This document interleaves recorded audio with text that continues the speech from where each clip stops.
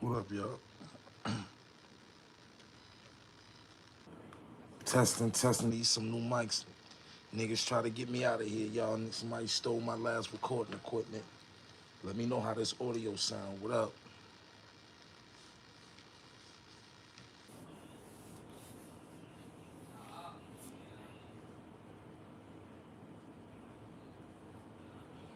Did you miss me? What up, y'all? Let's get into it. Let's talk about this Ray Daniels guy, man.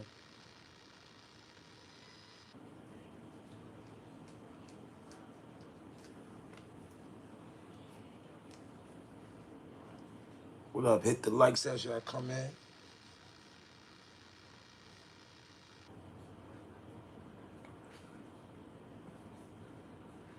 Testing. How this audio sound, y'all? How this audio sound? I got new mics, so let me know if he clear. Nigga stole my last mic setup, y'all. I don't know where it's at. Hopefully I'll find it, but I have to get some new mics. Respect. Big victory. What's going on? Testing, testing. How these mics sound? How this mic sound? How's the audio? Is it crispy? What's good? You going in Purple City like tonight? It's a little fuzzy.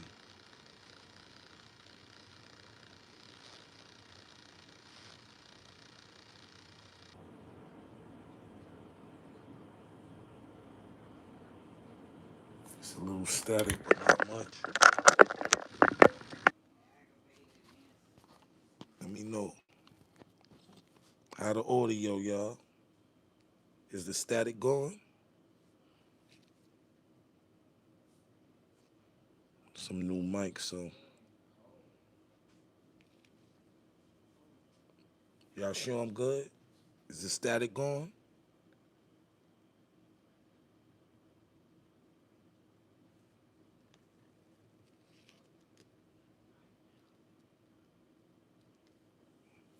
It's good? Audio good? What's going on?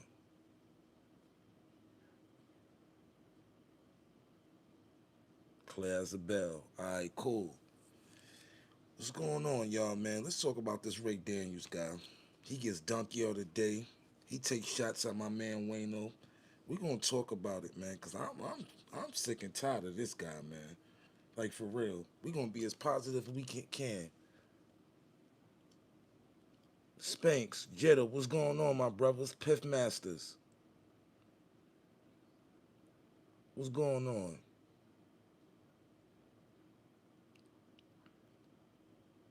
You called him out first. Yeah, I've been saying, yo, bro. You know what Ray Daniels is? You can tell Ray Daniels wanted to be a rapper.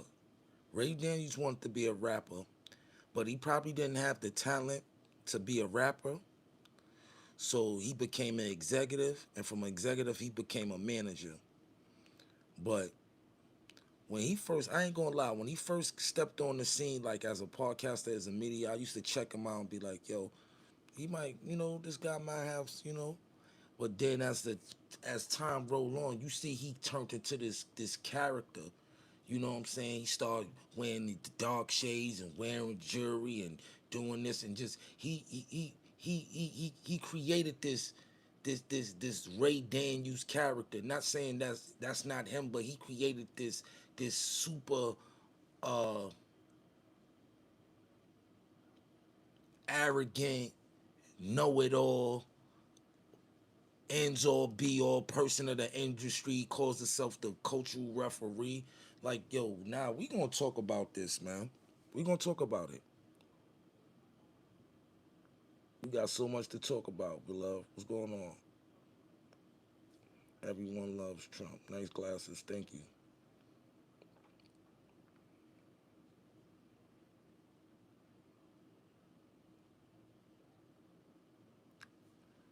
Tay Lucci, what's going on? So last week, a couple of days ago, Ray Daniels got the donkey of the day, right? So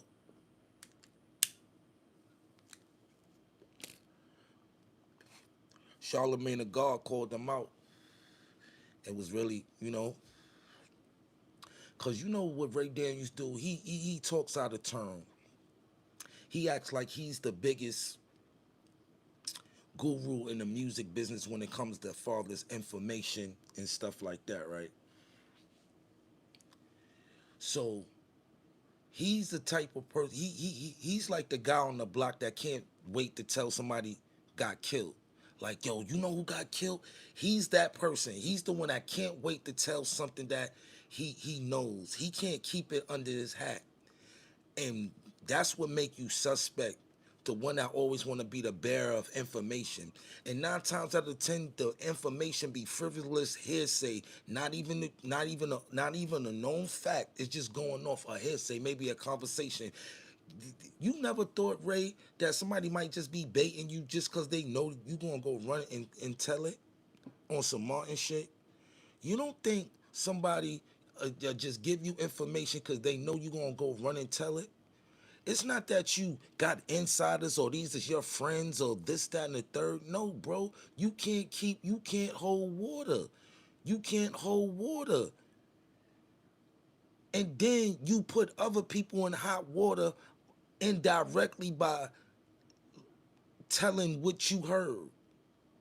That's not exposing. That's not information. That's being a chatty patty ass nigga. That's being real talkative about shit you don't know about. Now, between you and your guys behind the scenes, y'all can talk about whatever you want. But when you come into the media land and giving out information that's not even the truth, you get questioned on your media and journalist skills, bro.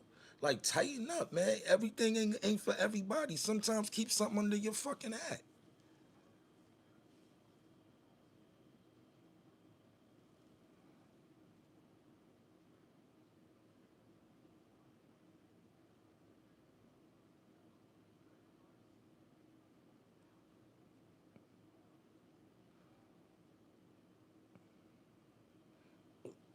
Word.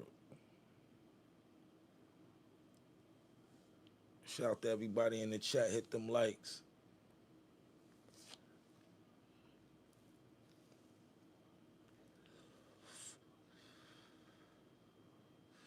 Yeah, it's just like, let me tell you something, right? What I learned. Sometimes you got to keep information to yourself, especially if it's not a positive fact, because you can be given information. Like, I remember, um, shout out to Sub Zero. Me and Sub Zero had gotten into a back and forth because he had said something that had happened to Loaded Lux, right? And I called him up and hit him. I was like, nah, Lux is good. You know what I'm saying? But he kept saying, yo, look, now I know for a fact that, and I was just got off the phone with Lux. It happened to Lux's brother. God bless his soul. It wasn't Lux, right? So it just go to show, it be like, yo, sometimes as journalists, we the most important people, because people come to our platforms, they hear information. They know that we are close to people from the inside. So they're going to take whatever we say as the truth, because they know we have close insiders, and the information that we could obtain can be 9 times out of 10 true. See, me, the reason why I never spread misinformation, because sometimes you just gotta wait until things roll over to find out. Even when you're doing journalism, right? That's what I've learned doing this. But it's just like, yo, some things you gotta keep under your hat.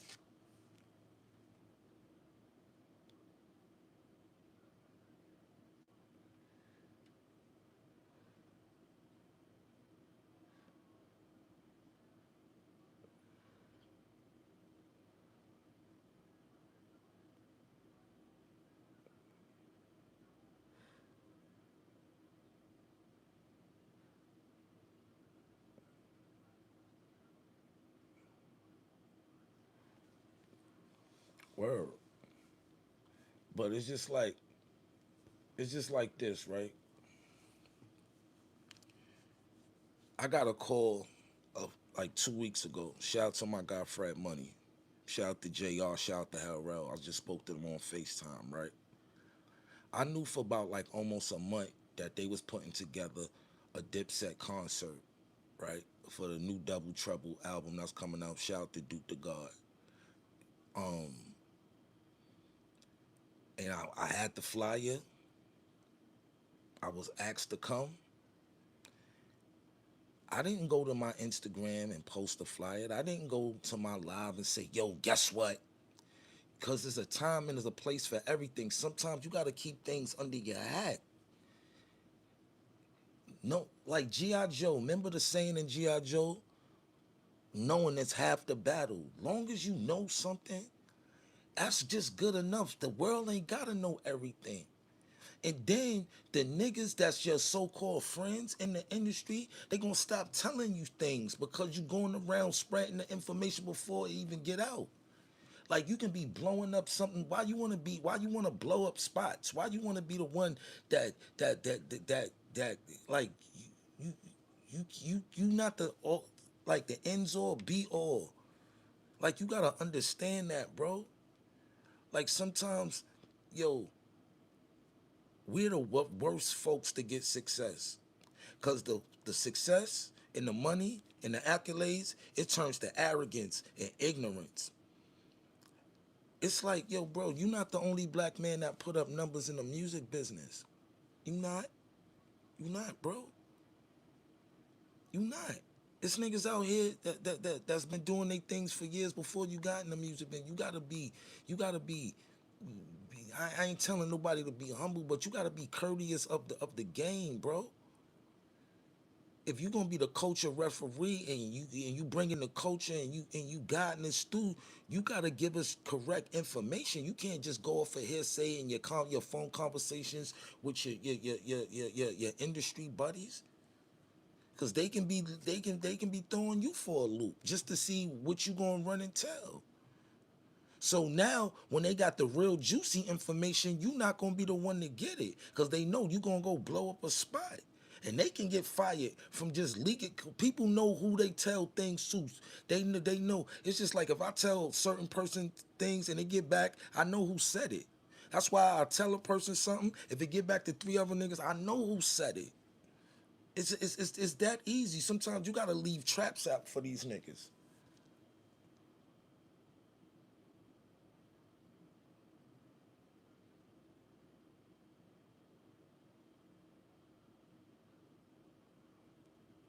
So it was like I knew for weeks that they was doing a Dipset concert, but I didn't jump out the window. I didn't go tell what you know what I'm saying? Like sometimes you just gotta be patient, man.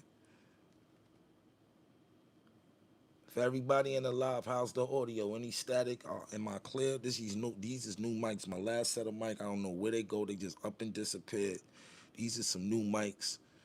I'm gonna go get the original set that I had before, but just for clarity, I just want to know how these sound. Double tap your screen. Yeah, hit the likes. Everybody hit the like. We good. We clear. Yeah, man.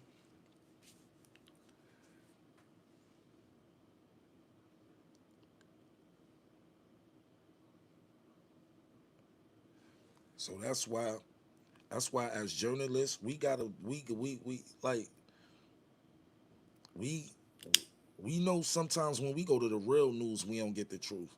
So we gotta break that. We gotta break that spell on information. When we giving out, if we gather information, it's a time and a place for the information to be given. It's just certain ordinary, everyday information that you need to give to the people. But sometimes especially when you talking about other people's business, and you took the shot at Wayno because Wayno is at a level to where like that's what it is with these industry. All these industry niggas got a long streak down their back of jealousy. A green, lime green NBA young boy slime green line down their back of jealousy. Niggas be jealous. Niggas be mad. Don't matter how much money or success a nigga obtain, niggas be mad at niggas. Cause a nigga know how to make it look good. And then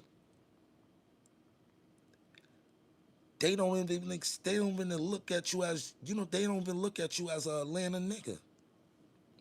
They don't even look at you as a Atlanta nigga. T.I. told you stay out of Atlanta business, and you've been down there since you was about 12, 13 years old, and they still don't look at you as a Atlanta nigga. You know why? Because your perception and what you perceive and what you give off don't even give South. Niggas a little bit more laid back and player. Niggas keep a little bit more on they hot. Niggas coming from the South was raised thorough. That shit you be doing is just like it's like you was the kid that couldn't wait to make it to shit on niggas. You was the nigga that couldn't wait to make it to be like, yeah, nigga, I'm on. Like, cause as soon as you get into your feelings or your emotions, you start talking about your money and your accolades. Like Wayno said, you a manager, bro. You winning by default. You ain't in those rooms writing those songs, putting those melodies together, creating those beats. What you do is go sought after.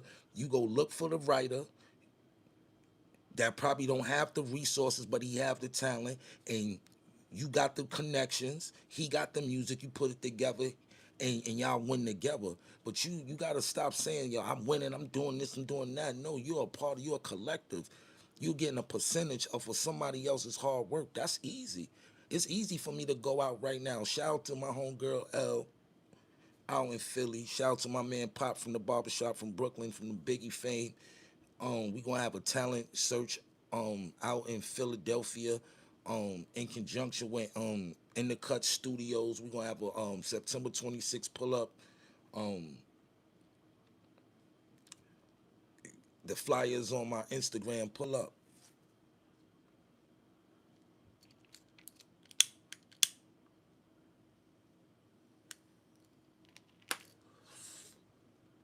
Yeah, and I was watching the Uppercut podcast earlier, and your name came up. The Chinese host was holding you down. He put your respect on your name. Now I appreciate that. How do you feel about Chase Bub latest interview? I didn't watch it.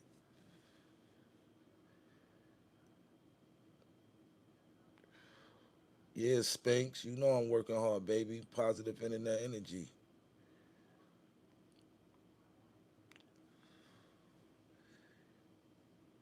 You end of summer, it's August, my fellow YouTuber. It's the end of the summer. Winding down.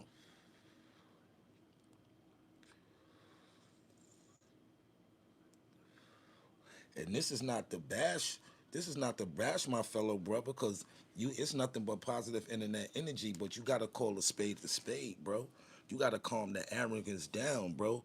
You letting your character, you letting the character that you turned into to be a journalist and a media man be being shown too much. You showing the chinks in your armor.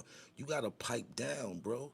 You got to pipe down, especially because you put up numbers and you did your thing. And you also helped one of my brothers, Dipset brother, get in a position to win. Shout out, rest in peace to Chubby Baby. So don't think this is a bash if somebody plug you with this incentive. This is not a bash. Sometimes you got to reflect and think, my brother. Sometimes you got to sit back and think about the position that you win. You in a position that you winning, and I want you to continue to win. This is no bashing, but at the end of the day, you got to understand sometimes certain information ain't meant to be shared, especially when you're not positive about it. And sometimes people just be telling you things just to see how far you gonna go with it. Like I said, for perfect instance, I knew for a couple of weeks it was gonna be a Dipset concert. I wouldn't say nothing about it if they ain't promoted with commercials and flyers and stuff like that. Shout out to JR, shout out to LRL Double Trouble on its way out. August 28th at midnight. The show is on August 27th at SOBs. Get your tickets now. You know what I'm saying? So it's just like yo, bro, some things you got to keep under that. And I learned that the hard way. Sometimes I used to be a talkative motherfucker. That's why I came here. So I can talk in a positive way. I used to be just talk. I just learned how to keep my mouth closed sometimes because people will use what you say yourself against you. You see what they trying to do to Lil Durk. They trying to use what he said against them. Sometimes you just got to shut the fuck up and be quiet.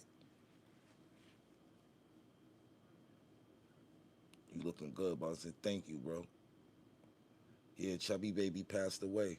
It's been almost a year, going on 2 years.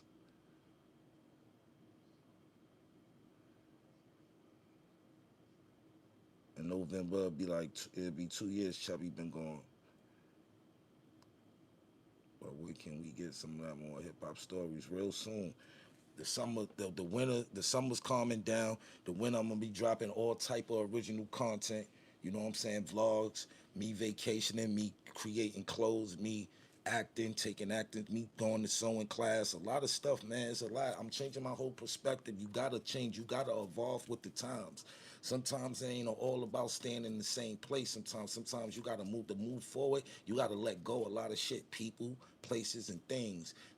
You gotta let go of the things you doing, the places you going, and the people you fucking with. You gotta rearrange and switch up everything around you, and everybody ain't going can't go. You know what I'm saying? You gotta pick a select few to help you conquer and execute y'all plans that y'all put down. You don't need 50, 60 niggas to conquer or execute any plans. Get you a five clip, get you a starting five, you and four more, and take it to the fucking top. That's how you win. Me and my niggas, we always knew that um we are stronger. We are stronger together than we are apart. Don't matter. You know what I'm saying? Sometimes you gotta understand that we ain't gonna all take the same lane on the road to success. Some might want to take the fast lane. Somebody might want to take. Some people might want to detour. Some people might want to fly. But long as you get to the destination with some integrity and some dignity,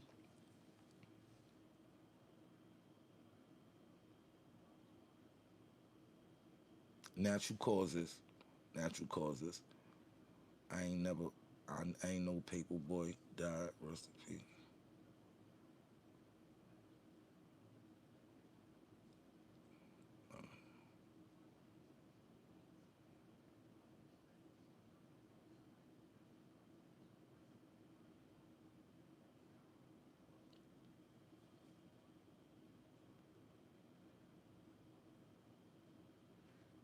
Chubbs wasn't killed by the system. Chubbs had a beautiful life.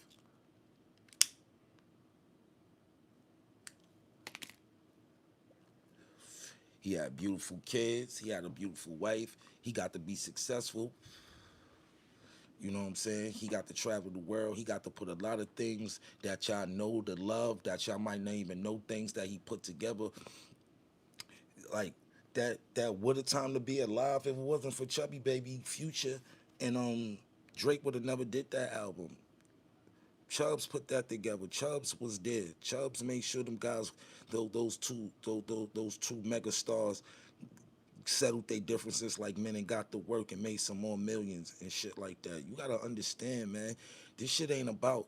This shit is about money. All that ego shit go to the side. That's why I'm telling the brother Ray Daniels, yo, bro, you have a dope platform. You dope. You successful. You know what I'm saying? You rich. You always make that point. You rich. So carry yourself like a rich, important black man. That just be the real Ray Daniels. All that character, all that persona shit, that shit gotta go out the window because sometimes that shit go to our head. You know what I'm saying?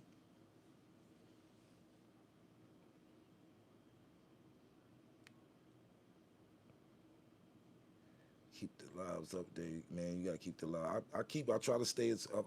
The only reason I ain't been on for a week, somebody stole the mics. I had to get new mics. Look, I went to B&H today. I had to go get some new mics. Like nigga, they're like, yo, these shit like, yo, this shit costs. You know what I'm saying? Have some good audio. I don't like my old mics because they was more compact. They was more smaller, but it's all good. You know what I'm saying? It's one way to skin a cat. Did you like The Sopranos? Yeah, I like this. I love The Sopranos show. I love The Sopranos show because of the principles and morals and rules and the Jews that niggas drop. All the killing, we can see that. Sometimes you got to bypass. the visual and just and seep into the message. Same thing with The Wire. Same thing with everything that I watch. I look for the jewels. I look for the knowledge within things. The entertainment is cool, but when you catch the jewel and the dialogue and stuff, that be the plus. You know what I'm saying? I'm gonna tell y'all something. I'm gonna be one of the biggest YouTubers ever. You know why? Because it's uncut raw. I don't have no filter, and I know how to make a negative situation into a positive. Just like people wanted me to speak on the situation where with Cam and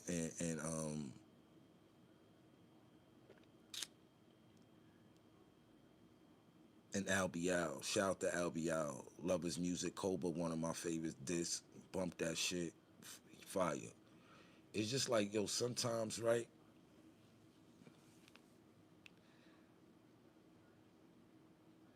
Some people are too real for the industry, and Albial is one of them. He's too real for the industry. He's one of them uncut raw niggas that we ain't seen in the music business in a long time, b. And it's and that aggression and that uncutness is needed, but sometimes like just being a real nigga can get us in situations to where people look at us in a different way. You know what I'm saying? He just an outspoken guy. You know what I'm saying? Um, he don't bite his tongue, and you gotta respect the man that bite his tongue. You know what I'm saying? I'm pretty sure he'll say that to anybody. You know, what like you gotta understand, man. When you come from where we come from, right?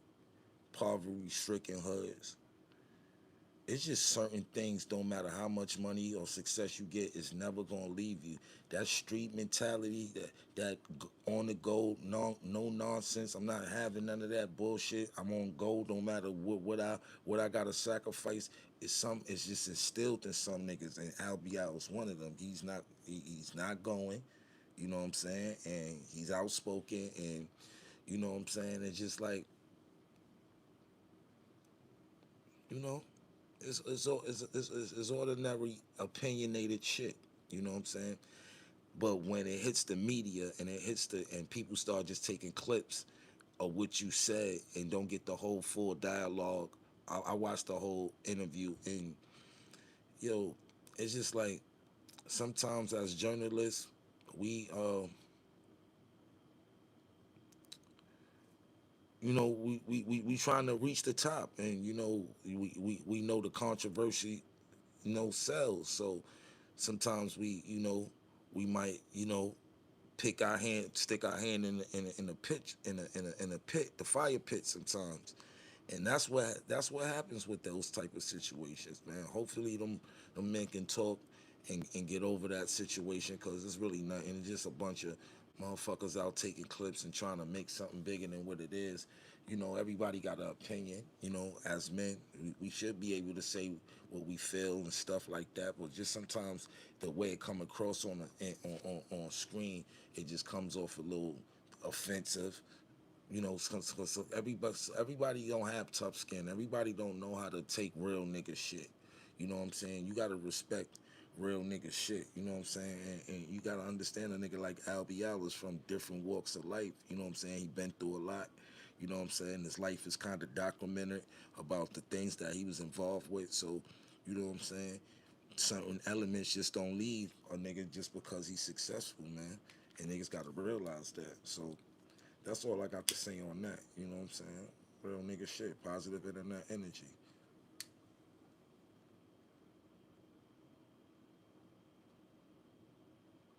He said everybody want to be high on the tone pole. Yeah, man.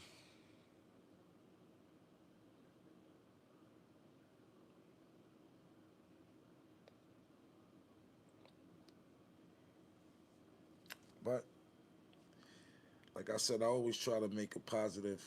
I see we got a lot of trolls tonight. I ain't gonna even pay them no mind. But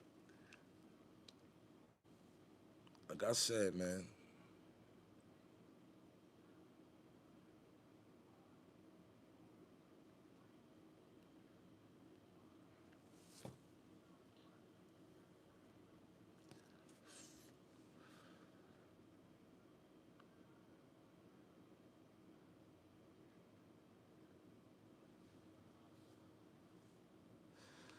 I got a mic. This mic ain't it ain't high enough. Hold on, my volume might be low.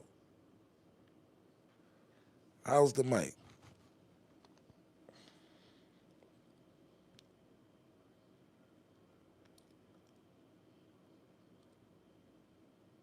Send you some exclusive bet. Steph Spanks in the building.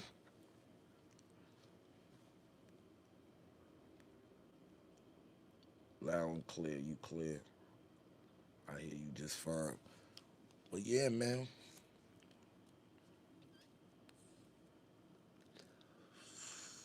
JR and I'm bringing out some special guests on the 27th. Get your tickets, SOBs. At midnight, go cop that double trouble. You know what I'm saying? Me and Jenna grease back to back. That's good.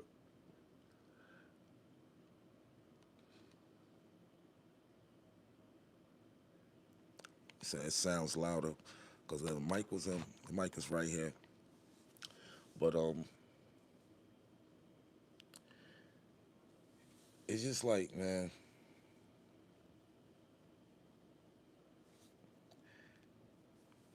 we don't have to bash each other. We don't have to de- de- degrade one another to succeed. We all we have to do is do our thing, and what we bring to the table is our intelligence as well as our information and our resources to help guide people that actually watch us as fans. People, all everybody know that we make revenue off of streaming and stuff like that. Some people in it for the money, but there's some people like me is just in it to to share and enjoy connecting with people all over the world. The internet and the phone is the most powerful thing, one of the most powerful devices you can use far as being social. And if you use it the right way, you can reach and, and get abundance of information and resources and know a abundance of people that's into what you're doing. You know what I'm saying? Connect with the real. It's real people out there. Not everybody's real, but it's some real people out there. Not meaning real as in real niggas or nothing like that. I'm talking about real as in authenticity of being just a good, solid person.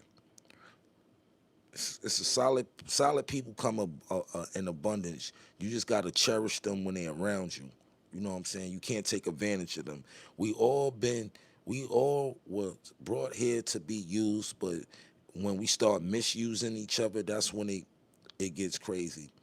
Like I have a saying, don't become a tool in somebody's toolbox of life.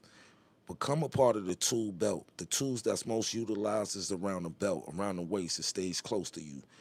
They throw you in that red box, you'll be rusting away until they figure out or remember that you even there to utilize you. So don't never become a part of somebody's toolbox of life. Always become a part of the tool belt, the person that's close to the hip, the person that's most utilized in the ways that the things that keep things in motion and things that's moving in your important piece. When you're a part of somebody's toolbox, they just throw you in the toolbox and they use you when they feel like it, or if they even remember that they got you. You don't want to be one of the person. Oh, yeah, I got one of those. You want to be a person that look wayside and be able to utilize and win.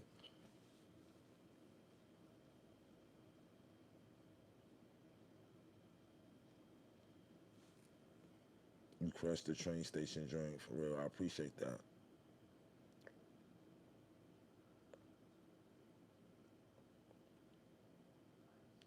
Miss you too, my nigga. My man Steph Spinks, Jitterbug Day in the building. Like I met them brothers over 25 years ago, 27 years ago. It's been a long time, B. It's been a long road. That's been my brothers. We done fought, argued, everything. Well, most importantly, we love each other. We've been through it a lot. We done shared Chinese food, 1.5 wings, fried rice, a CNC soda, you know what I'm saying? Couple of dimes of that Arden or that 56, and we'll go back to the crib up on Carroll Avenue in Yonkers and take off our wet boots and our coats and just rhyme and vibe all day and just be at that time it was just a dream. See, people see this Uncasa, the one that achieve a gold album with the diplomats and stuff like that. Y'all gotta know the Uncasa that was trying to get there. You know what I'm saying? Nigga wasn't always there.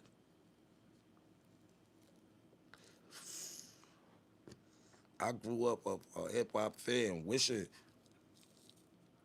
these guys knew who I was. And when it became to when guys like me, Spanks, Jitta, we used to sit in the crib, listen to Mad Major Figures. We used to sit in the crib and listen to Mad Locks, Jigga, everybody. But we liked it them. We liked it them niggas that had that thumb throttle. Nigga, we if niggas ain't if it ain't in the stomach, if, you know what I'm saying? If you can't rub your stomach to that joint, we don't want that shit. Get that shit the fuck out of here. That ain't piff. And like I said, piff over the years became weed, but piff was anything that was fire. This hat is piff. This shirt is piff. You know what I'm saying? My show was piff. I'm the piff. You know what I'm saying? That's what it. And then it turned to Jeffrey Red. If we wasn't born, y'all wouldn't have got the piff, no piff, that piff. It wouldn't have been no piff. We was born to give y'all the piff. We created that. Y'all ain't know about the piff before us. We gave the world say piff because of us. Couple of brothers from different walks of the city that came together in a brotherhood, and we wanted our own slang. And we was we it's stone throttle like we know how to talk in codes when y'all don't even know about that doom. Niggas don't know about that doom. None of that. Niggas don't know about that doom.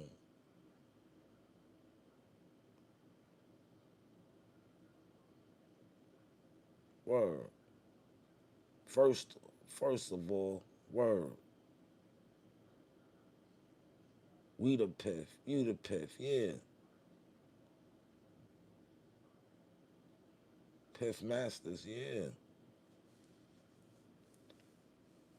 Love you way more. You know that, Spanks.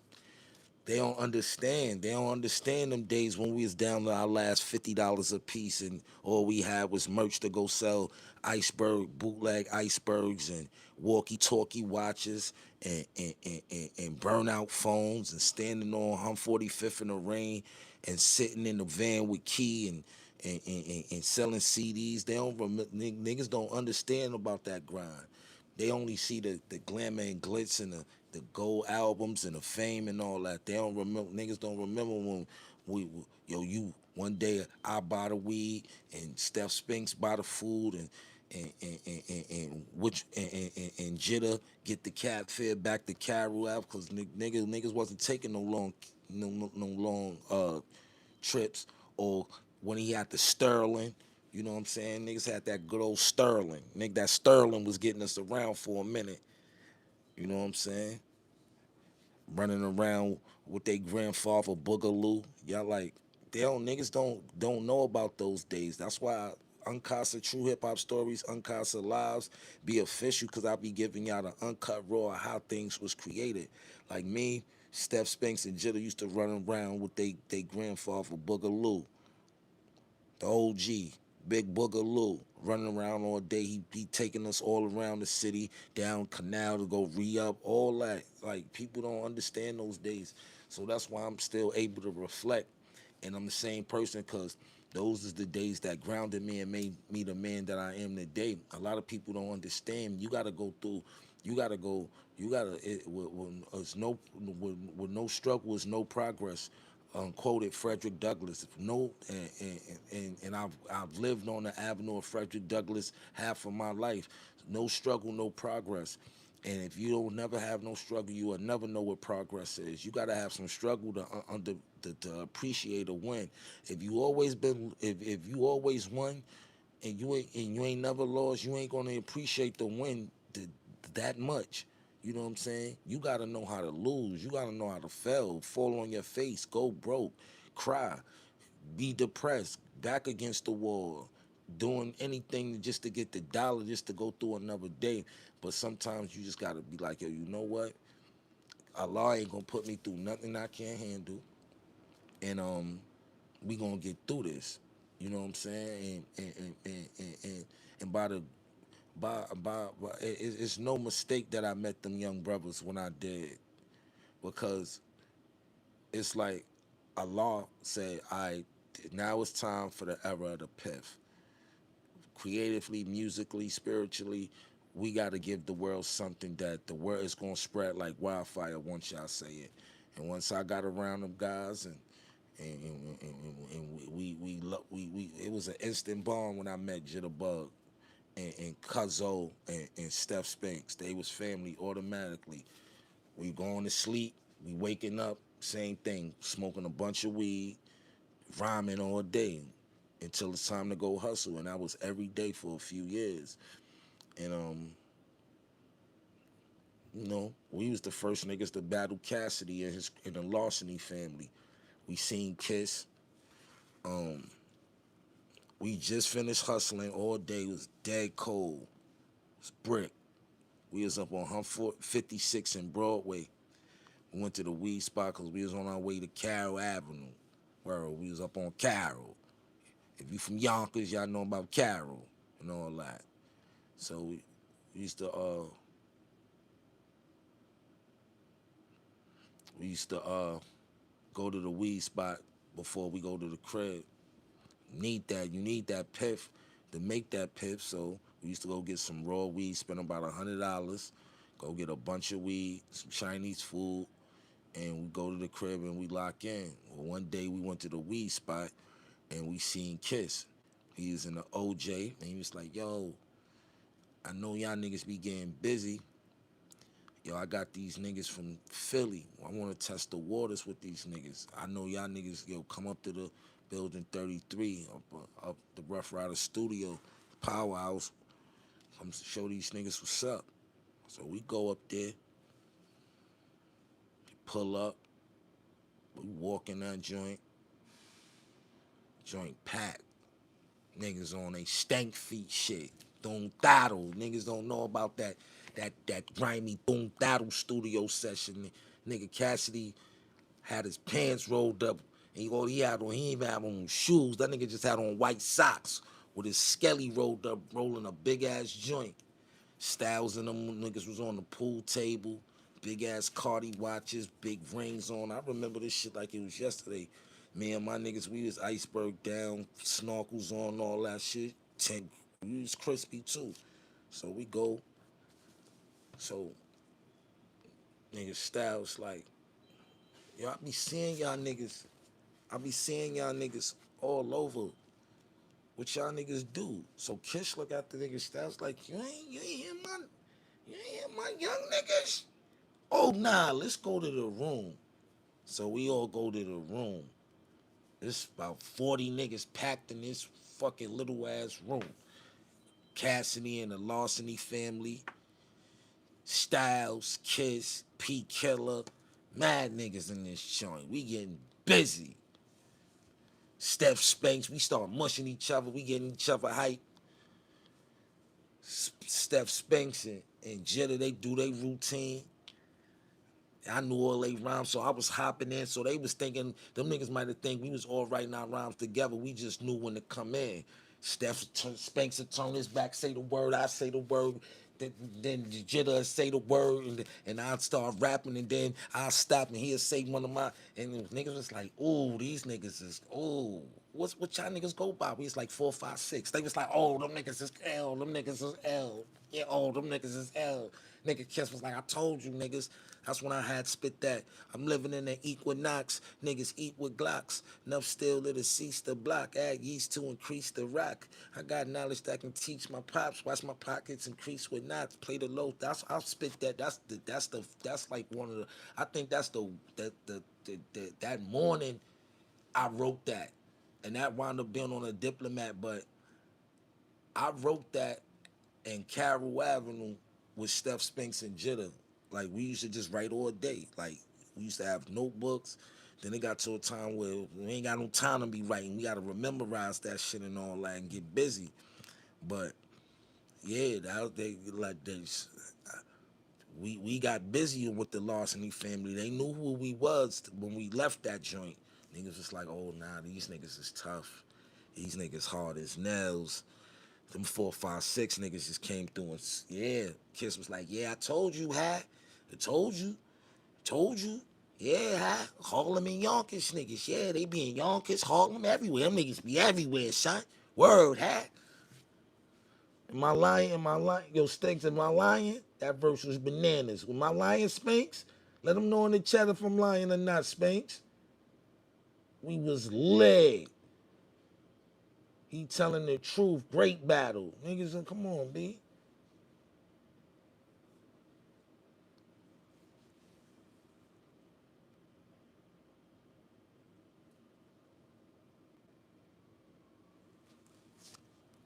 Your mother eating fentanyl, nigga. Yeah, true story. Doggy Diamonds, super tough now that he got a gun license. Shout out to Doggy Diamonds. We ain't talking about Doggy, man. We talking about good true stories right now, man. Y'all be wanting the true hip hop stories. Y'all getting them live today, man. Tap in. Tap in. I remember I bet me and Drag On battle, 1 round battle on 45th in the rain. It yo, like the game changed so much because of the infrastructure, the way the hood is now. Everything's so gentrified. Back then, when niggas say they was outside, you was outside because you had to. Some niggas ain't had no place to go. You know what I'm saying? And the niggas that did have some place to go, if they man couldn't go with them, niggas stayed in the street with they man. No lie. That's when you knew niggas was your brother. When you had some place, you and your niggas might can shack up at your mom's crib 1, maybe 2 days. That third day, niggas don't even want to push it. So a nigga might have to go get a hotel room or something like that.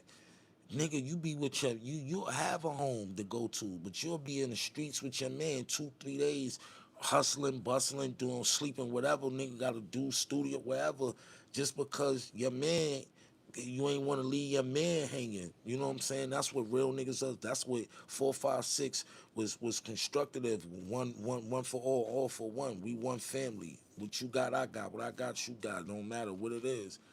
And like that's when the game was like that's like a lot of my niggas ain't get to go as far as I did with the music shit, but I'm a representation of Step Spinks, Jitterbug, Cuzzo, Kiani, Taliban. I'm a product of that. So when I shine, them niggas shine. They ain't have to get the notoriety. They ain't have to get as big as me. None of that. Me, I'm them. They me. So they know when they see me and I'm moving, they know that's 4, 5, 6 right there. That nigga moving. That's the 6 train right there. That nigga Casa ain't gonna play with niggas. He gonna represent, let niggas know we the Piff Boys forever. Till the day I go. Niggas know who the Piff Boys is. Tove Booth Man, Yarklet in hand, 2 African Man, and Stolen Dollar Van. Like niggas don't understand. Niggas was not there. They wasn't there for the Tove Booth Man, Yarklet in hand. They don't know about that Yarklet. Niggas never smoked the Yarklet before. Y'all smoked the chocolate. Y'all never smoked the Yarklet. Y'all never smoked the Yarklet. We was smoking the Yarklet with the piff. Y'all didn't know about the Yarklet and with the toll booth man. Yarklet in hand. 2 African Man and Stolen Dollar Van. Y'all was not there. Y'all wasn't there. You can't. Don't be mad at me because I'm a part of history. Don't be mad at me. I was there. I'm a piff boy. I'm original piff boy. You know what I'm saying? Like, don't be mad at me. Don't be mad because I was dead. Don't be mad. It's not my fault. God connected me and my nigga. Don't be mad. I was there at a great time, and it became a world-renowned word, and people start wearing this color purple. You know what I'm saying, and stuff like that. And, and we come on, B.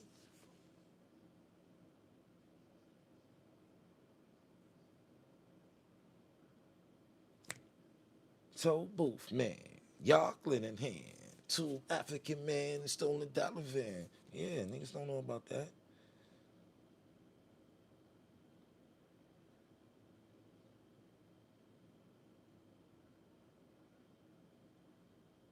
Word. He talked the truth, yeah. They don't know about the toll booth man, Yarklet in hand, two African men, stolen dollar van. They don't know about that. They wasn't there. You know what I'm saying?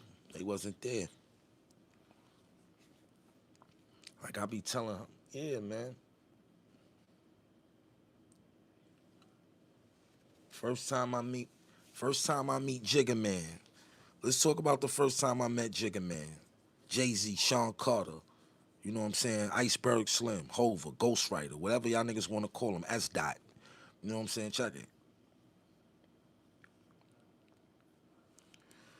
Shout out to my man T the Barber.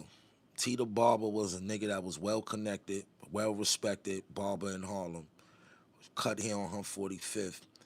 Um, Rest in peace to my man Bruiser, Bob the Bruiser, Area 51, my brother from New Jersey, passed away.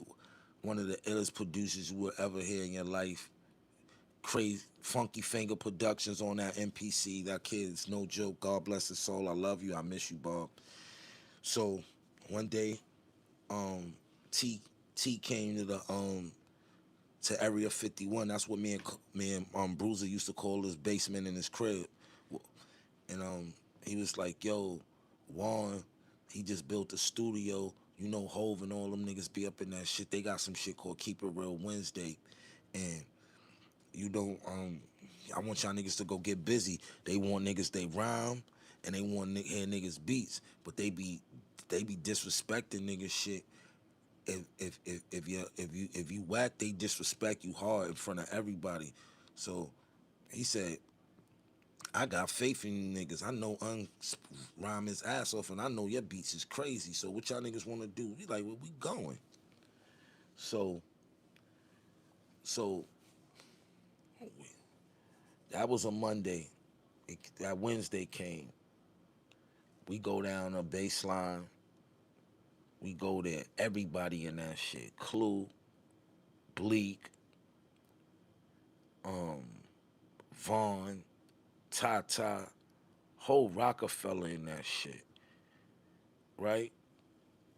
So we in like they having like the little session in the B studio. So we sitting up in there. It's this guy, this producer named Lofi. Shout out to Lofi.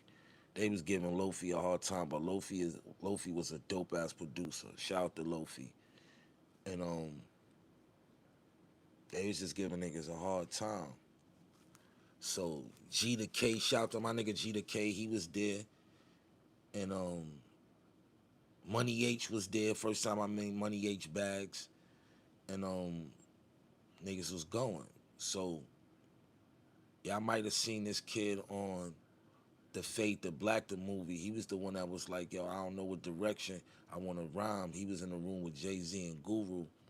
His name was Calico. So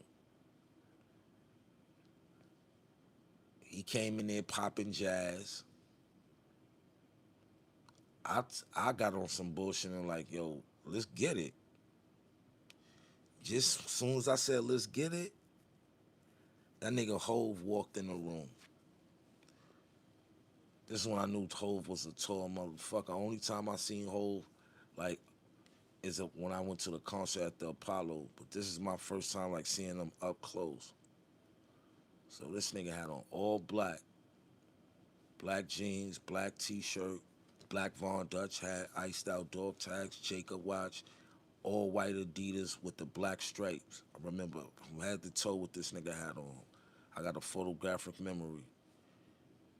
And I was like, I'll burn you. And that nigga Hove looked at me and he opened up the door. He was like, "Hey, yo, Juan, I think you better get in here." And I had a field day on that nigga Calico, bro. I went nuts on him, but I blacked the fuck out. I knew, I was like, it's no way in hell that Jay-Z about to stand here and watch me rap, or I'm about to get this nigga everything I got. Word the mother. I'm about to go all the fuck, oh, I'm going nuts. At that time, I was a very, very aggressive, loud rapper. It sounded like I'm coming through a speaker. I praised Onyx and niggas like Sticky and Fredro and loud niggas, so I knew how to project my voice. But we had the beats. I had and this was kind of like a cheat code, right? On hindsight, looking back, this was a cheat code. The beats that I was rhyming to, I rhymed to every day in the area. That's what we call Bruise basement, area 51. Every day I'm rhyming to these beats, so I know the pockets, I know the melodies, I know the drops, I know all this. So it's like went crazy on this nigga. He ain't even have a chance to like gear up. Like like about time I just spit the clip on him, about time he rap, niggas ain't even want to hear him. And everybody gave me my props that day. We was chilling for a minute, watched a couple of other niggas rap. We was breaking out. I'm walking out the door, somebody hit me on my shoulder mad hard. And I looked and it was Hov and he was like, "Yo, that's how you rhyme on Keep It Real Wednesdays." And I was like, "Yeah." Me and my man Bob and my man T, we kept our composure. But when we got in that fucking car on our way back to Jersey, my nigga, we went dumb. They was like, "Yo." My man Bob, we went back to Jersey. He was like, "Yo, that nigga unramped rhymed in front of Hove and went crazy, bro. Like nuts." And those is the moments that's the shit you can't pay for. You can't pay for you can't pay for shit like that. That shit only happened once in a lifetime, and you gotta be ready for it because I've been in predicaments where I wasn't ready and my gun jammed. I'ma say because when we know all our spitters, when we say your gun jam, you ain't have a good day. I remember I was supposed to be on Angie Martinez album, but shout out to Nobody and Sean C. They just kept coming in the booth, and it got to a point where it was getting so annoying, and I left the booth. I was like, "Yo, I'm out of here." I was like, "Yo, get me out of the studio." Like they kept like they was like, "Yo, go harder, this that." And I'm like, "Yo, bro, just let me do me." And it was like, "Yo, bro, I wasn't used to that. I was young. I probably was like 19, going on 20, something like that, maybe 20.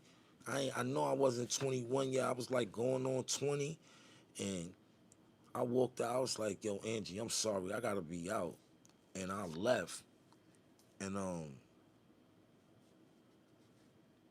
on my way back to Jersey, I was with my man Jesus and Arlene DeVille. Shout out to Arlene. She was an A&R for Loud Records. My man Jesus, I called him Pinky White, Spanish guy, long stringy hair and shit. Talks real slick. Talks slick. You'll think he a white boy, but he Puerto Rican. Cuban. He's Cuban. Excuse me. He'll kill me if he heard me say that. And rest in peace to Lazaro. I heard his brother Lazaro pass, man. But my man Pinky White, he was like, "Yo, what happened, my nigga?" I was like, "Yo, them niggas kept coming in the booth, bro. Like, what the fuck? Let me do my thing." And I was spitting some shit. But my man Brent, he another dope MC from New York. He wound up getting that same gig that I did. And I was mad as hell because this was that's Angie Martinez's first album, and they was playing that shit on the radio like every day. I was like, look, look what happened. I fucking blew my chance of being on Angie Martinez. So when it was the opportunity to rhyme in front of Hove, I thought about that moment right there. It always take a moment for you to reflect on, to energize you into a direction to where it puts you damn near in Mamba mode, bro. I was like, when I seen whole face, and I seen that he was waiting for me to spit, that shit flashed in my head like in 3 seconds. Like that day at Angie Martinez session, I said, "It's no way in hell I'm gonna blow it this time," and just be him acknowledging me and he giving me my respect as an MC. That's all I needed to carry on, to be like, nah, I niggas like Hove heard me. You know what I'm saying? That was big to a nigga, young nigga, just trying to get in the game. This is before, pre, all that. Pre diplomat, I was just still a nigga that was going around the tri-state area battling niggas, and then nigga lucked up on some nigga, nigga really lucked up. And I say I lucked up because I think I just played my cards right. I was consistent, and I just tried to stay in the right places at the right time, no matter what the significance was, no matter what the situation. I always made good to a okay situation. You know what I'm saying? Every situation a nigga been in this industry ain't been cool. But as you get older, you start not to care about shit that you would be super super emotional about, like shit that I be seeing myself. I'm like, yo, I have to pat myself on the back one day because I said, yo, it's some shit that used to get me so mad, and now if that same type of shit happen, I'll just blow it off. Be like, yo, you know what? Fuck it, because it just be like, yo, you can't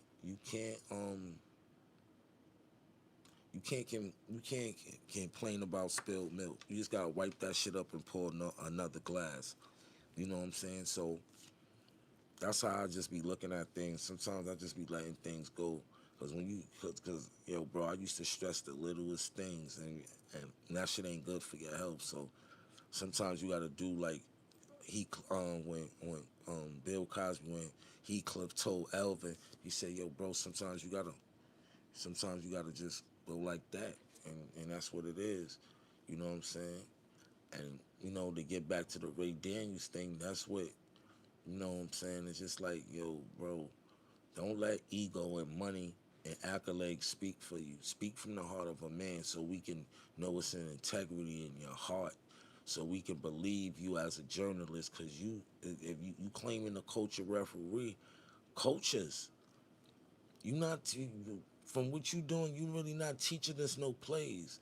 What you trying to show us is that you made it and you a know it all, and you can get in rooms that other niggas can't. That's not being a coach. That's not being a coach, bro. That's not being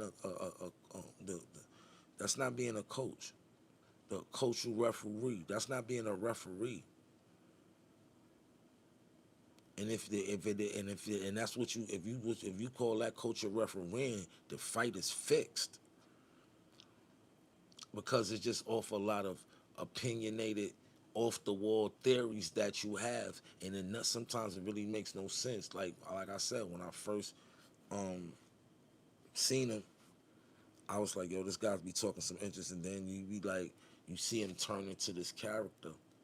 You know what I'm saying? And it kind of just takes away from it takes away from the content. And I just checked out the Wayno video. It's just like Wayno was 100% right, bro. It's just like niggas get in these spaces. It's just like it's always been. It's always gonna be a person that got more money than you, more women than you, more everything. You know what I'm saying? I never worried about what somebody had more than me of. I just worried about what I can get, what I'm gonna work hard for. Me, I don't want no more than what I'm owed, not a penny more. If you owe me $1,000 and you give me $1,001, I'm giving you $1 back. I don't want no more than what I deserve or what I work for. Simple and plain. I want mine. I don't want yours. I don't want his. I don't want hers. I don't want theirs. I want mine. Fuck all that dumb shit. You know what I'm saying? It'd be like, It'd be like I done dealt with the most phoniest niggas. Crazy. Like, but I'm glad niggas did foul shit so I can know not to ever fuck with a nigga again. Straight up. It's people.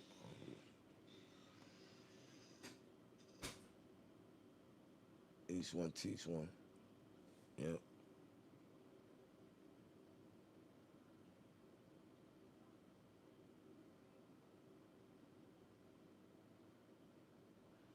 I remember Brent. Yeah. I only talk about, I don't, like, when you come here, you might hear a name that you might have forgot about. See, and that's the good thing with me. I'm a like a rap almanac. Almanac. That's what it's called. Almanac. I'm like a rap almanac. Like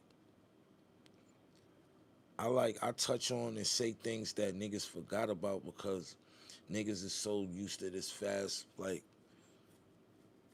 digital world. Like I'm from the analog era, so I remember when things was tangible.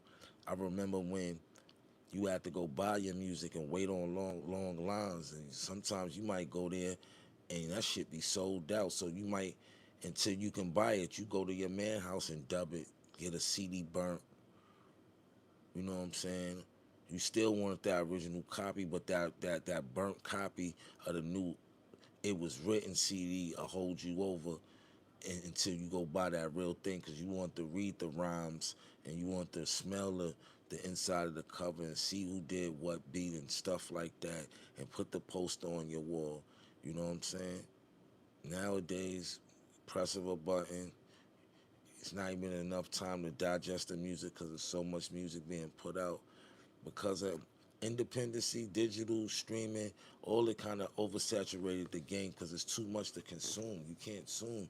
That's why they used to drop albums yearly. Like back in the days, an artist would drop an album every 3 years. Stuff like that. Now nigga might drop an album every 60 days, every 90 days, every 4 months. You know what I'm saying? That's too much music to digest. Even though and that they be just cheating and do that to get their catalog up, but a lot of that shit fall on deaf ears. It's like what's the sense of you know what I'm saying? Like sometimes you got like we not in the game to where we can digest the music and it resonate because it's so much. We on to the next so fast. That's why the music business is tricky because somebody can come in with a catchy vibe or something that's just out of the ordinary that you ain't seen. That's what the game is missing. The game is missing individuality. Everybody riding the same type of wave. A wave get hot, niggas try to wave. Bass wagon and the slizzies, they got the sexy drill going on. Then you start hearing niggas trying to make they type of records. Like, nah, bro, that was never cool in hip hop. That was never cool in the music business. Prince didn't sound like Michael Jackson. Michael Jackson didn't sound like Luther Vandross. Luther Vandross didn't sound like Bobby Brown. Bobby Brown didn't sound like Usher. Usher didn't sound like Chris Brown. This is the thing. It was a time where I couldn't tell who was who. A few years ago, I couldn't tell if you was Young Thug. I couldn't tell if you was Rich the Kid, because everybody was using this high pitch, same beat pattern, same pockets, same references, same ad libs, and I'm like, yo, who the fuck is this? Who's that? Who's this? Oh, yeah. So it was confusing. Did you see Shice's interview on Uppercut? The whole interview out? I ain't check it out. I'm gonna check it out probably when I get off of here.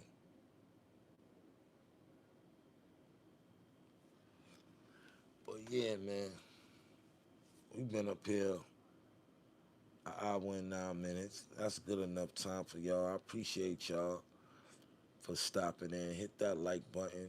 You know what I'm saying? I hope the audio sounds clear on the playback. These are some new mics. You know what I'm saying? Like I said, I'm gonna go get the original ones I have, but these will hold me down until I go find the ones that I really used to. You know what I'm saying? But these is cool. If y'all say the audio's tight, cool. Well, I keep rolling with them. If it ain't broke, don't fix it.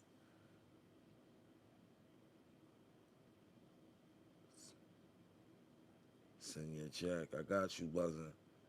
Yo, you missing with the marijuana, half Megatron mixed with methadone. You gonna call Farrakhan. That's a whole fact.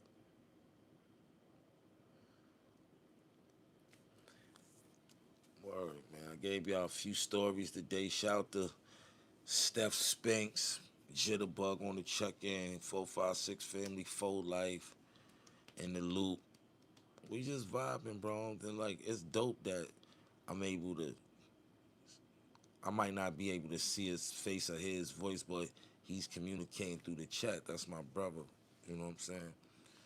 But until next time, you know what I'm saying? Positive energy is power is everything. Positive internet energy serve. Brought to you by Paz. You know what I'm saying?